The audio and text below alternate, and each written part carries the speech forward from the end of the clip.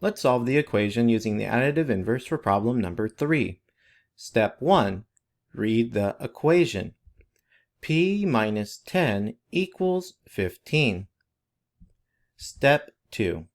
Determine the inverse operation and apply it to both sides. We're trying to solve for the variable p. The term I need to remove is minus 10, so the inverse operation is going to be to add 10.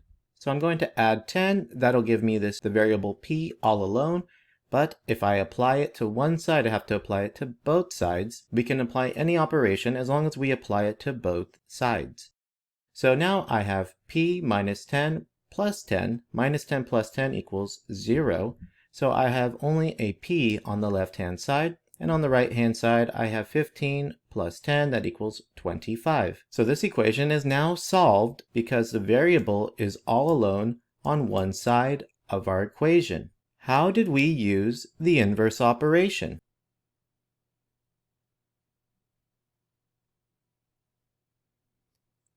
We used the inverse operation plus 10 or add 10 to remove the minus 10 so that the variable p would be all alone on one side of our equation, and that would make the equation solved.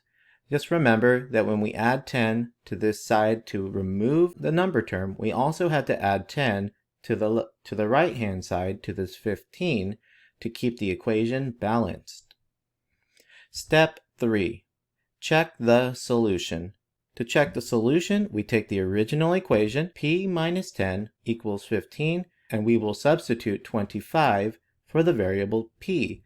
So that'll give us 25 minus 10 equals 15. And we want to know, is this a true equation? So a little math on this side, 25 minus 10 equals 15. That tells us that 15 does equal 15.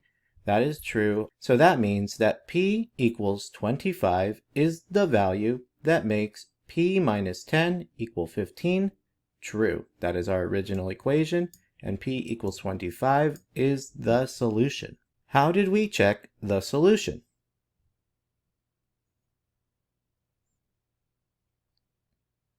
To check the solution, you take the original equation, take the value that we solved for, p equals 25, and replaced p with 25, and then check to make sure that it gave us a true equation. You are now ready to follow these 3 steps and solve the equation using the additive inverse for problem number 4.